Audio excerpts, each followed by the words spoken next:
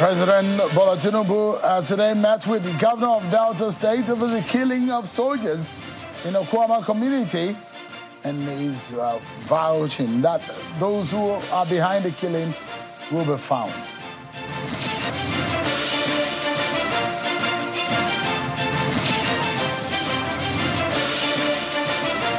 And the deputy governor of Edo State has responded to the impeachment move against him by the House of Assembly. The House has written to the Chief Judge to proceed on probing Mr. Shaibu.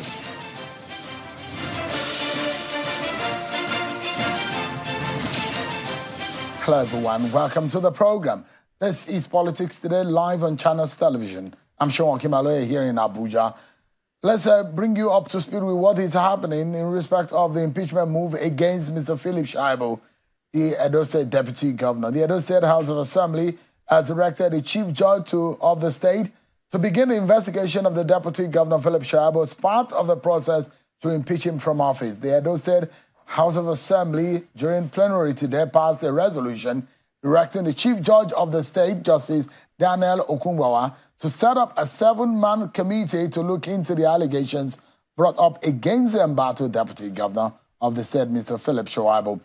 While the Deputy Governor, Philip Shaibu, is indeed also equally gone to court to stop his impeachment, and there are court papers to be served on the Chief Judge, the Governor, the House of Assembly, the Speaker of the House of Assembly, and all the defendants in the matter. Tonight, our attention will be on Delta State. It's part of a concerning security situation in the country. How can 14 people be slaughtered? And they're said to be on a peace or reconciliation program in that area before they met their untimely death.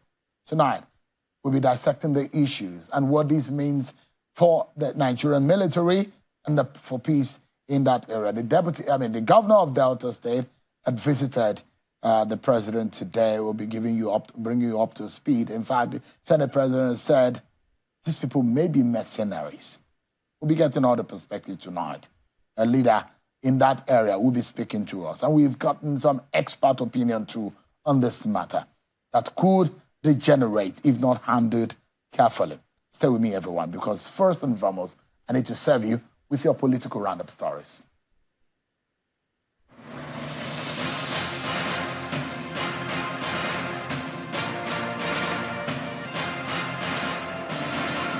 A mild drama ensued at the Federal High Court, Abuja, as leader of the indigenous people of Biafra, Mr. Nnamdi Kanu, protested his continued detention in the facility of the Department of State Service. He's also alleging that the charges brought against him by the federal government is politically motivated. Mr. Kanu's outburst followed the denial of his bail application by Justice Binta Inyako. They know it very well, and I suspect that some people in government are complicit.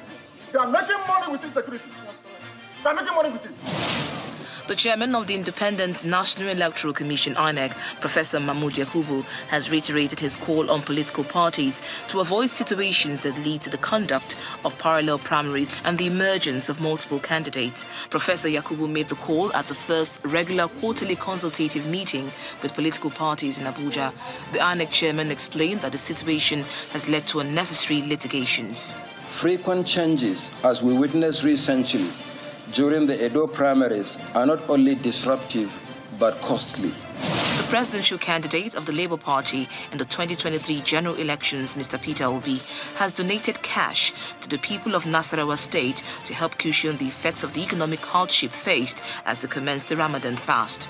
He made the donation to the Emir of Lafia at his palace in Lafia, the Nasarawa State capital. And the Edo State House of Assembly has taken another step towards impeaching Edo Deputy Governor Philip Shaibu, as it has directed the Chief Judge of the state to set up a committee to probe Mr. Shaibu on the allegations leveled against him.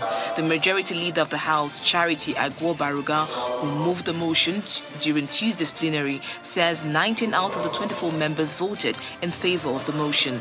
He explained that the 7-man panel constituted by Justice Daniel Okuama has up to 3 months to conclude the investigations on the matter. A governorship aspirant of the All Progressives Congress in Ondo State, Mr. Jimo Ibrahim, says he has keyed into the renewed hope agenda of President Bola Tinubu in empowering the people at the grassroots. Mr. Ibrahim, who said this in an interview with Channels Television in Okitipupa local government area of the state, expressed confidence in winning the party's primary election.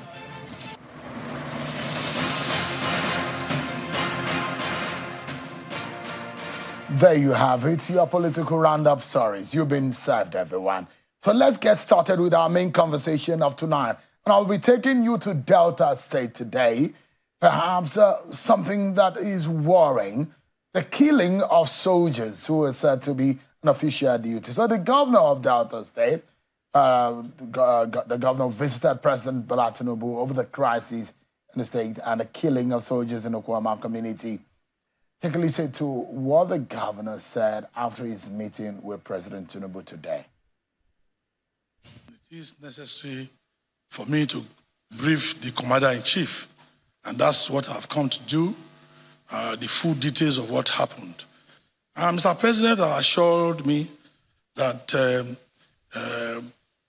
the peace, as in support of the peace, and we both condemn the killing of the officers and the soldiers, because they are there on peace mission.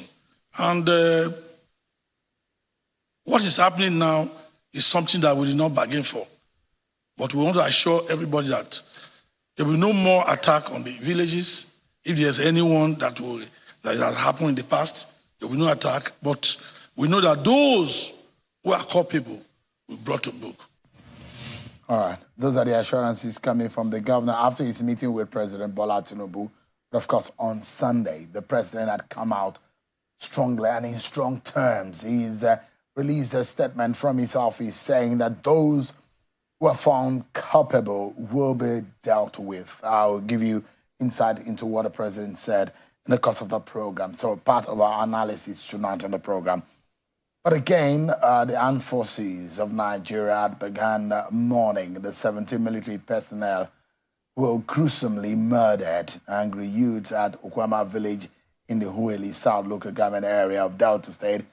And flags are now to be flown at half-mast in all military locations in the country. Military, as was told Channels Television, that the Nigerian military, the Nigerian Navy, and the Nigerian Air Force are to obey the directive. Also, the Senate and the House of Reps had a special sitting today in that respect where they debated the matter, and they're asking for immediate compensation to the families of the slain soldiers who are cut and their life cut short in these dastardly acts of these gruesome killing. Let's get some insight into what this means altogether. I'm being joined tonight by one of the leaders in Hueli South. Is Olorogun Slick Oshare, who joins us live here in our Abuja studio, and as well Dr. Kabiru Adamu, who is a security consultant and the chief executive of Beacon Consulting, a security outfit here out of Abuja. Thank you so much, gentlemen, for joining us tonight. Thank you. Let me ask you, because it does look like we are hearing a lot coming from Okuama and all of the communities around it. We're hearing a lot from the military. We are hearing a lot from government. But, I mean, you as a leader within that area, why did your people kill the soldiers? Yes, with all due respect, first of all, we have to really sympathize with the families of our fallen heroes, because those soldiers are our heroes.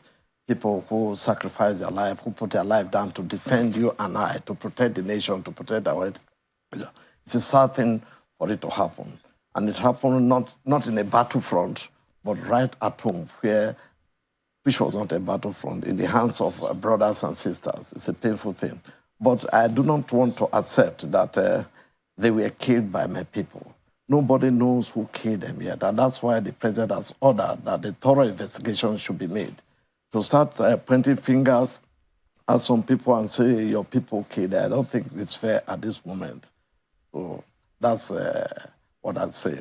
So, I mean, the information that you have as the leader in that area, what are those information? What do you know? What can you tell us? Because the information that we have is that those soldiers lost their lives on Okuama soil.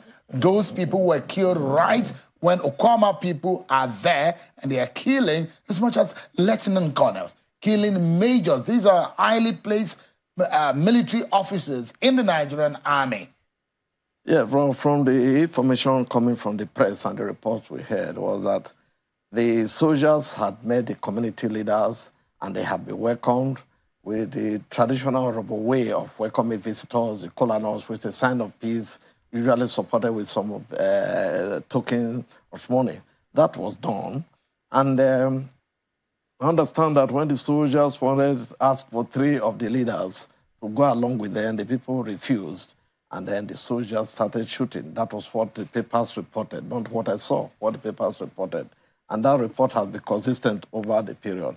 And I think it was on their way out that the killing took place. The sad killing took place. Now, until investigations come out, we cannot really say precisely who did the killing, because we're also talking about militants who also came around that area. And militants are neither on one side or the other side. So we cannot judge at this time and point fingers at that particular person or particular persons that killed them. So that situation is here. That is what I will stand by. Is it true? Because the narrative coming from your people are such that there are reprisals from the military. Is that true?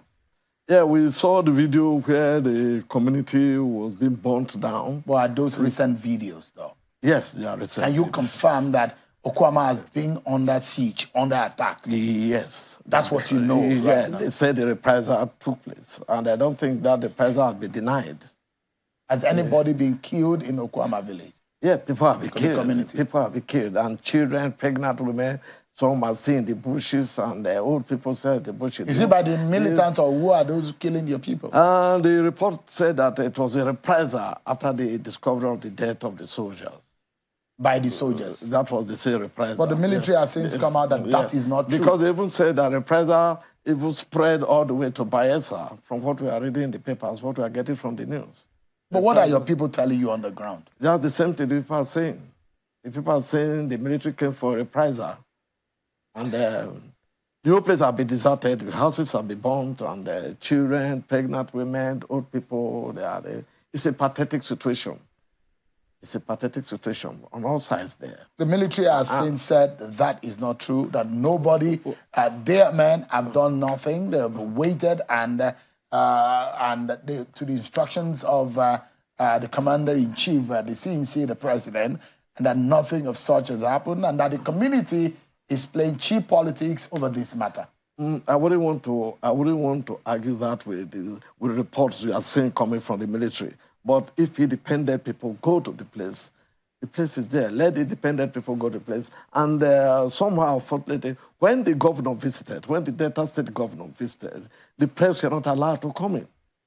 We understand that the governor perhaps was not even able to get to the Okuama. No, the governor got there, but the press was not even allowed to come in. We understand that the governor was not even allowed to get there. The press were not allowed to come in. So we still wonder why the press was not allowed to come in to give us another view of the situation. The press also come in. Why not? Who stopped the press from coming? Why wouldn't the press What don't we know that you can tell us? These are the things. So what I would say now... What is it that we do not know that is happening that could have caused that kind of thing? What we do not know that is happening is that the people who actually killed the soldier, that is one.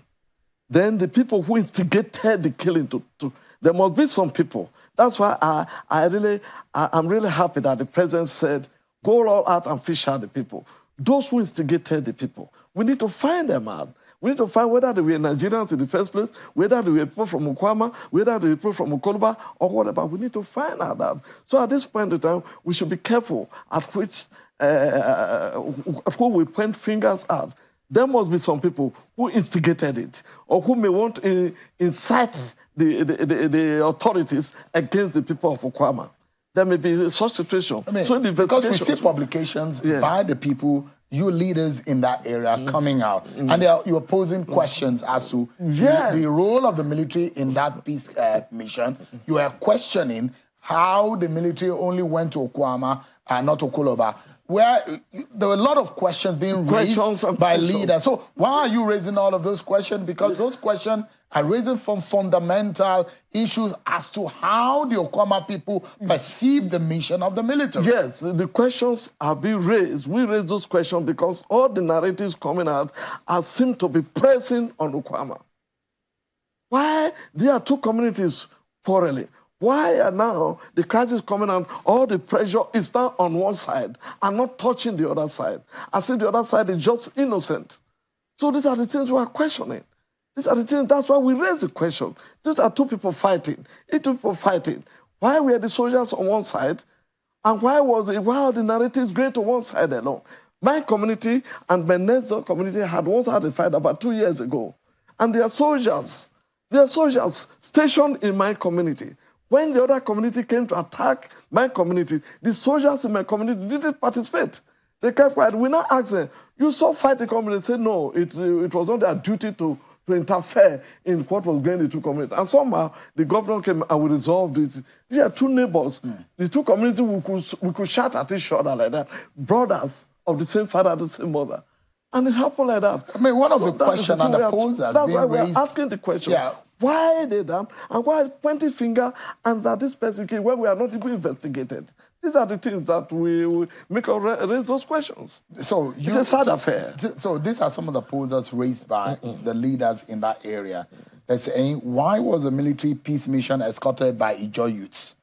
How come that civilian members of that peace mission survived to tell the story, yet no military man survived it?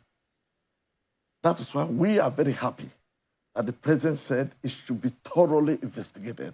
By the time it's all, you see, these things happen. What can you tell us about the quarrel, about the conflict between Okoloba? The quarrel was just a land dispute. It's just a land dispute between one family and another family. That is just a quarrel of land dispute. And land disputes things happen like that over and over. Does it look like one side has a military connection over the other? Is that what it's looking like? Yeah, that's what it's looking like. That is exactly. So Okuama people feel that they are being unnecessarily pressured. Is that what it's looking like? Yes, yeah, the pressure is more on Okuama. They don't have anybody to speak for them. That's if you see the whole narrative. They don't even hear the name of Okoloba in the whole matter now. Everybody is Okuama. Where is Okoloba? But I have understand that from 2 days ago now, that Okoloba, because of the reaction, and the Okoloba itself is now even deserted. Because they're also afraid. You see, one thing people must, I've listened to news, I've read some papers. Sometimes they make it look as if it's an ethnic thing. It's not even an ethnic thing. It's just individuals. And some people who seem to have more relationship closer. Highly placed and then they push in there. Now, somehow, maybe for fear of litigation, people are deliberately not mentioning names yet. But the people the families that are involved are highly placed persons. Yes. That's what's going on. Yeah. So that is the thing. So by the time we go into the re-investigation, like the president have ordered, the truth shall come to be. Right. And we can see, and that time, maybe that is when the nation will come out and say, we also need to sympathize with those children, with those pregnant women, with those old people who lost their lives in the process of random shooting. Let's bring in Dr. Kabiru Adamu. What have we learned from this? What do you think went on? And thank you, Shaibu. Unfortunately, it is a repetition of the cycle of failure of operational security that we've seen repeatedly over time. One of the most recent occurrences in 2014 in Nasarawa State, if you recall, in Alakio Kingdom, when our security forces, almost 100 of them were gunned down in a similar manner. And then, of course, during the NSAS protest, when security forces were targeted as a result of the failure of operational security, and several of them were killed. Of course, before then, there were incidents in Benue State, in Cross River, name them. In all of these instances, it was a pure failure of operational security, where our security forces will go into environments that they had no intelligence. Because clearly, any threat element that has the capacity to gun down 14 military men at the same time is not just happening. It was planned. There was enough. If there was enough intelligence, it could have been picked up. And that is where I think I would probably advise my brother here. The community has a responsibility. It has a responsibility to support the Nigerian state in fishing out and presenting to the Nigerian state those who were responsible. This is not the time to fold our hands and allow these detractors to have their way. Someone in the community saw them. Weapons were moved. People came in there. People took positions. Someone saw them. And that type of information should have been volunteered already. And I think this is the time for us to speak as one nation. We had our president, and I think we all commend the president for his unequivocal statement, giving directives, giving authority to the military to go after and fish out the detractors. Beyond that, I also expect the entire gamut of the Nigerian security sector to be behind the military, because this is an attack on the security forces. If we allow this to go, the next one may be the police, it may be the SSS, it may be, name them. So all of them need to come together to fish out this. And I think at the center of all of this is intelligence. If we conduct a forensic investigation, take our one step after the other back to when the incident happened, trace occurrences, what were the kind of movements into that location, using both human, technical, and signal intelligence. We do have enough signal intelligence to show us the kind of movement that took place. There are several threat elements in that region, no doubt about it. And one of those threat elements is responsible. Now, did they do it because they wanted to achieve their own personal objective, or did they do it because they were contracted by someone to achieve that objective? So these are things that a forensic investigation would have shown us. And Shehu, I want to say it here unequivocally that time is not on our side. We should have done that yesterday already. This incident happened almost how many days ago? By now, this type of information should be available. The right type of arrest should have been made. And then, of course, the necessary investigation that would lead to an uncovering of what really happened should have been done. But I want to say in clear terms that this is not acceptable. This is enough is enough, where innocent security forces who have been deployed in whatever instances would be gone down in the manner that they are gone down. Again, at the root of this is operational security. We'll get to learn more from what the National Assembly is saying about this matter. But I'd like you to react to what the president said. And let me bring back the quote of the president, the statement coming from the presidency on Sunday. And this is what the president said. And a part of a portion of that statement, and I quote, he says, members of our armed forces are at the heart and core of our nationhood. Any attack on them is a direct attack on our nation. We will not accept this wicked act.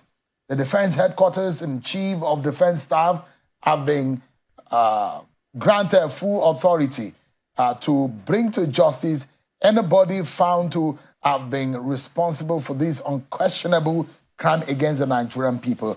My government will not relent until we achieve peace and tranquility in every part of Nigeria, end of quote.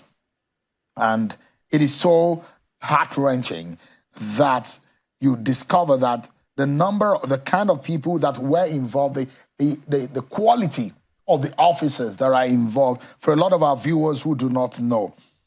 There was a commanding officer, 2 majors, 1 captain, and 12 soldiers, and 1 civilian also. For those who may not even know, that a commanding officer is next to a brigadier, isn't it? And you have a captain, a major, and a lieutenant colonel. And a lieutenant colonel. These are people who are 10 years away from retirement, to the peak of their career, to become main generals. These are people who command men to war. They're very senior persons, as you will imagine. Cost a lot to train. Yeah, cost a lot to train. And that's why a lot of people are angry with what happened. And beyond that, Sheun, they are symbols representing the state.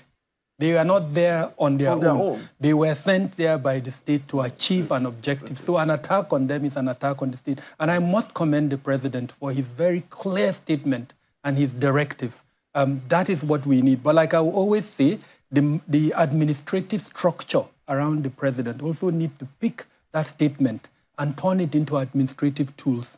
There are 29 MDAs, ministries, departments, and agencies in security. Each of them should be given clear directives. There are some, communication happened. I'm in a public space, I'm mindful what I say, but a lot can be garnered that would give us an indication of what exactly happened following this directive by Mr. President. And I'm hoping that those managers, that administrative structure around the president would pick up that statement, turn it into tasking orders with clear directives and timelines for the production of what we need to unravel this unfortunate incident that has affected us. Tonight, just a moment. The culprits must be brought to book clearly. And to send a message. There's a role the community and you, those of you who are leaders in that community, need to play. Because if anything is happening in your own household, you need to be able to own up and be able to fish out and say, these are the people that are responsible. For a moment, I want the producer to bring back the picture, because the military has since released the pictures of those who are involved. Tonight, our nation join our voices. These are people who, not in the battlefront, not in any war situation, lost their lives. And today, our hearts goes out to their families, to all of these gallant men who are lost their lives in a situation that is uncalled for, in a situation that should never have happened. Perhaps a civil situation would have resolved this matter. So sad that these gentlemen, gallant men, have lost their lives in this manner. We'll take a break, everyone, but when we come back, it's going to be our eyes on how this kind of situation should never happen in our country. Unprovoked, unprecedented way of killing gallant soldiers that have been trained by this country. It's a moment when we say we need more boots on the ground, and more technically minded officers are now being gunned down, slain in a land where this should never have happened. We take a break and we'll come back to talk more. Join us again, everyone.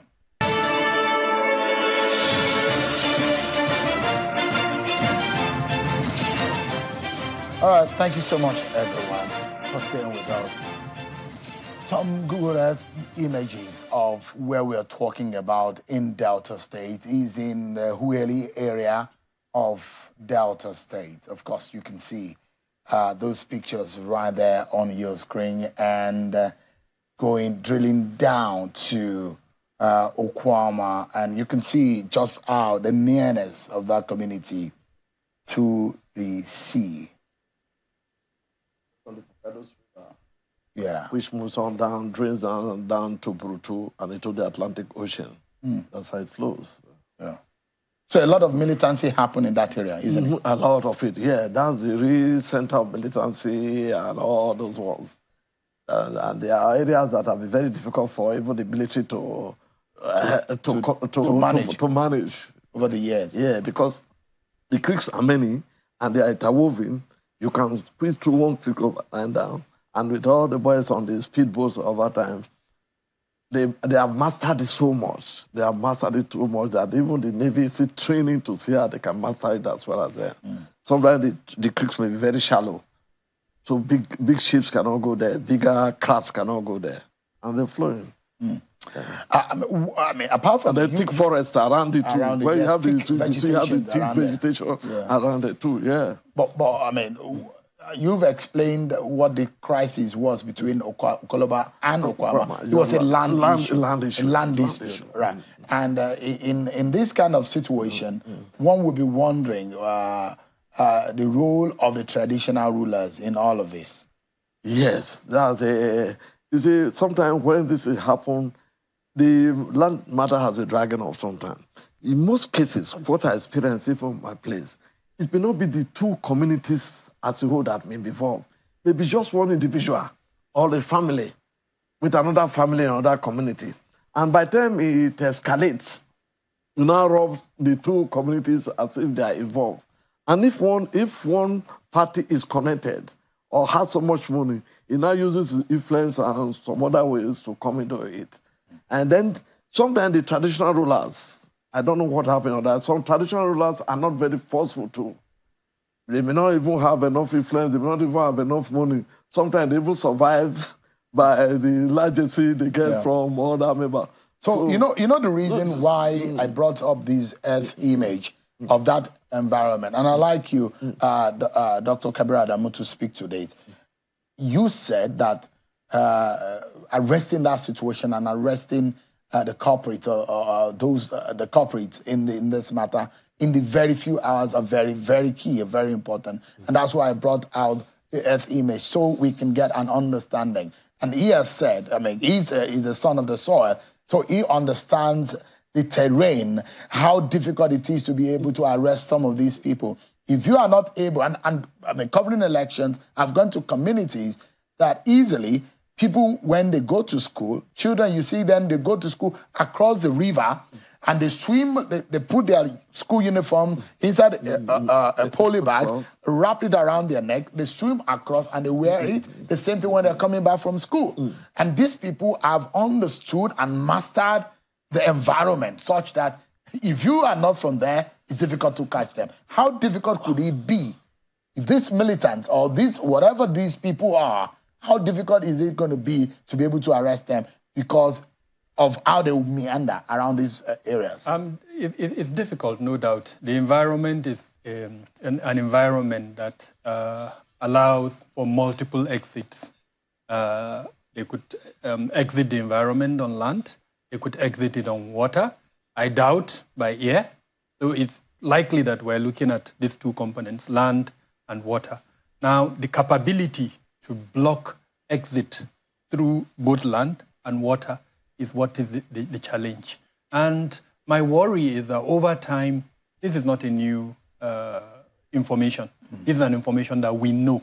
Any security force, in fact, you as a journalist that is operating in the Niger Delta is aware of that challenge. And so by now, we should have mastered the art of cordoning off. Security is deployed in concentric cycles. This is one thing in Nigeria we need to admit. We deploy security directly. In an environment where we are short-staffed, there are not enough personnel, we still deploy directly. That is archaic. It's not something we should continue. That concentric deployment. So as an example, look at the environment. What kind of cordons are you going to create to limit the exit so that that concentric cycle will allow you? And in the era of technology, I'm not just talking of physical deployment, surveillance, both aerial, signal, name them. The type of surveillance that would allow you to understand even the movement of ants in that location does not require human beings. So for me, this is what we should have concentrated on that we didn't a couple of years ago. But this is the time for us to look closely at environments like this and then deploy in concentric cycles through using both human and technology that would allow us to know developments and happening in those locations. There are evidences that can be gathered that would help us in unraveling the situation. I'll give you an example. The trademark from what we had, certain components of the body was removed from those soldiers. And really? Those are the information. That's a trademark. There are certain criminals in that location who do that. And the people in that location know them. Again, I'm mindful of the fact that I'm in an environment, a public environment. It's not everything that one can see here. But those are things that you sit down as a forensic investigation, as an intelligence operative, map them out together, and come up with pictures so that you can now start looking into them and then to unravel. You cross up on. So there's a possibility of the dismembering of this. It is not a possibility. Because that some were dismembered. They were dismembered. You see, what we're saying now, except some of the culprits are organized militants or what they are, and they are covered by some people, you are going to pick all of them. If they are random, they are going to pick them. Because where are they going to run to? They are going to look for shelter. They are going to look for food to eat. They are going to find place to hide. And people will find them out. Because in every community, every rascal is known in every community. The community may not touch the rascal yet, but when the time comes, they know who and who can do what. who and who has been involved in certain things. We should be asking you who are the leaders in that area. No, I'm not. Because, like I said, I'm not from Okuama. I'm just from Mugele South. You are from Okuama local government area. No, Okuama is not the local government. It's just a tiny village. Yeah. I'm from Mugele South local government area. And I've never been to Okuama all my life before. I don't even know the road to it, but I know it's along the river. What I've said that in such communities, boys who are rascally, boys who are involved in militancy, boys who are doing this kind of, they are known. So when chiefs are down like this, among themselves, among the survivors themselves, they will paint themselves out. I want to add where are they running to? I want to add that when the president made that statement, and I recommended that the administrative team around the president raise tasking orders. These are the kind of things. As an example, I expect the police in that location to have profiles of all the criminals and their signatures. There are certain criminals that can remove hats. And the police should know them. There are certain, the SSS too, as being the intelligence element in that, they should have profiles. And I'm sure that is already going on, because there are certain things that cannot be said in public. The military intelligence is not sleeping. The police intelligence is not sleeping. They are doing things which they will not tell the public now. Yeah. And at the end, like you rightly said, there are people who are known to be harvesting human, who are involved in such cannibalistic. They are known people. So when these things happen now, fingers are going to point at such people. I trust the military that to be able to put that. But like I said, we cannot point fingers at anybody now until the investigation is completed. Then we can rightly pick out the people. But I would like to add, and this is a clear message. The first thing I did when that incident happened is to, commend the president for that statement. Fantastic. And I want to add that, at least in my space, there is a total agreement that those culprits should be brought out. And I think the earlier that the community supports that and brings them out, the better for everybody. And I mean, those within your sector, they readily started to talk about OD Zakibiam, and now we are seeing what is happening in Okuama. But quickly, let me ask you, what is the relation or the link of the Ijaws? Are the Okuama people Ijaws? The Okuama people are Urobo. The Okoloba people are Ijaws. So what is the linkage between the Bayelsa Ijaws and this whole scenario playing out? Well, I don't know the link of Bayelsa Ijaw, but the state boundaries are artificial. State boundaries are artificial. The living of the people is a continuous thing. So by the time you stray to the next state, you won't even know. Does this incident have anything to do with rival groups in Delta and Bayelsa? No. There are insinuations, just for a moment, that there is more than meets the eye, maybe oil bunkering, for instance. Well, if, yes, that could happen. That was why I said earlier on that we cannot point fingers at the Okuama people, that the Okuama people did the killing. That was why I said that we need to be careful in pointing finger. There could be a different underground fighting somewhere. But you have established tonight on the program that this is a land dispute. Fact. There's a land dispute. That's from what you said, yes, that there's a land dispute. But you have also established for us that between Okuama and Okoloba people, there seems to be more people who they think are more influential in Okuama, who are and Okoloba, who Okuama people think that more pressure are on Okuama people. That's what you have. I want to say the public narratives have been putting more pressure on Okuama. The public narratives have been putting more pressure on Okuama. So because I'm seeing that from the publication coming from Uheli leaders and leaders from that area and with the posers which they've raised, is that why Okuama? What are they doing there in Okuama? Why not Okoloba? These are some of the posers that leaders like you are posing about what really happened and the mission of the military, and that why were the military killed and some of those who escorted them, who are non-military, escaped on earth? If I make, okay. You see, I said the public narrative, Okuama is the name that keeps on popping up. But we are saying that, like you also have identified, there may be a different underground intrigues going on that sees the opportunity to exhibit what they have exhibited which turned out to be very ugly and painful to the nation. So, and I said, let's not point fingers at anybody yet until we find out who is there. Because we have had the case of militancy, we have had the case of oil bunkering, we have had the case of those. It's like a mafia situation. Mafia situation sees an opportunity to exhibit, to vent anger on what they wanted to do and blame it on the situation that is not part of this thing. That's why I say.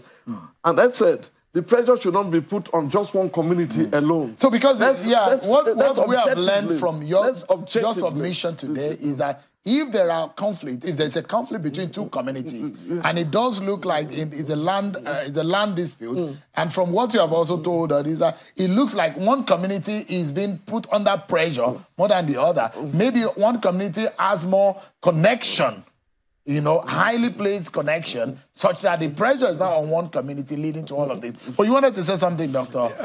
Kabir. I wanted to mention the collapse of the traditional justice system that we haven't discussed here. It is because of that collapse that this issue reached the point that it reached. Land dispute happens virtually everywhere in Nigeria. And in those days, it was the traditional justice system that will address those land issues. Now, where the traditional justice system fails, you expect that the state government will be able to address this issue. And because the state government did not address that issue, that is why it reached the stage. It escalated to that point. Another issue that I think perhaps in the course of the investigation would need to be looked at is why the military got involved. Because traditionally, the mediation in land dispute is not the function of the military. Could it be that it's been out of hand, it's gotten so bad that it's gotten out of hands of the police or the civil authorities? Would have known. Where civil strife reaches a point, I mean, your station would have reported it. And I didn't see it on your station. Rather, my database, it wasn't recorded there. It was like he indicated a low-level conflict between two families. So again, this is not the time to say give blames, but if we want to solve this problem, in the investigation, they should identify the rules of engagement, the standard operating procedures that allow deployment of security forces to certain incidents. What was the role of the police? What was the role of like I mentioned, the state government, the local government, and then, of course, the traditional justice system? Let me allow you, Dr. Cabral, I'd like you to respond to these. And I was saying that people in your sector are easily making reference to Odi and Zaki. I wanted to know what that implies. Well, take a listen to the Senate President, Godswill Akpabio, who has been quoted to have said that this could not be people from Niger Delta, maybe they are mercenaries. Take a listen to him. I think the Senate awaits the outcome of the investigations. So I urge the committees on defense, committee on army, Committee on Navy, and the Committee on Air Force combined to liaise with the military to find out, to obtain first-hand for us the outcome of the investigation on in respect of these dastardly killings.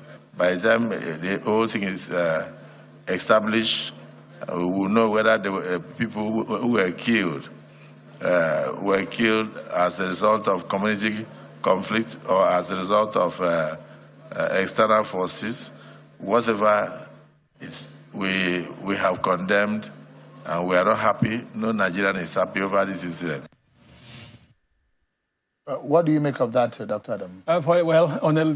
This is one of the first few times that I'm not seeing humor in the person of the president. He's known to be a very humorous person, but at least now we're seeing that seriousness. I think that's a part of the statement that was not mentioned here, where he alluded to mercenaries. I think it's too early to reach that kind of conclusion. I'm also a little bit surprised that all the committees he mentioned are in the armed forces. These issues are better handled by So when he said that these people may not be from Niger Delta, they may be mercenaries, he was quoted to have said that on the floor today. What sense do you make of that? It's possible that the phases of trauma, the first phase is denial. It's very possible that the Senate President is in that phase where his first reaction will be denial until perhaps the evidence is put before him that maybe they are not mercenaries. Because, I mean, as a security expert who understands the threat elements in that location, I know there are threat capabilities that can do what. Quickly, I'd like you to also listen to the Minister of Information. There's something he also said in relation to that. Take a listen to him. Okay, all right. I guess that's not ready. But let's wrap this up quickly. And I say that in 30 seconds, if you make a sense of the implication of what is being implied in your sector, Odi and Zakibian, in relation to this. It's the fear of the reaction of the military, how heavy-handed that response would be. What happened in Udi, what happened in Zakibian was the entire village being leveled and several people being killed. So that fear that could be repeat itself. But I'm very, very happy with the persons we have as the service chiefs at the moment. They've shown restraint. They also understand international humanitarian law. And so it's not likely that we're going to see a repetition of Zakibian and Udi. All right. Thank you so much indeed, everyone, for coming tonight. Olorogun Sleek Osharawi is a leader in the Hueli area of Delta State, and Dr. Kabura Adamu, who is a security expert and the chief executive of Beacon Consulting, a leading security company here in Nigeria. Thank you so much, gentlemen, for joining us tonight. Thank you. But that's our show for tonight, everyone. Our hearts goes out to those men who have lost their lives in this very, very sad moment. The nation respects you, your family. We wish them the very best in the coming days. Thank you so much, everyone, for watching. I'm Shaibu. God bless Nigeria.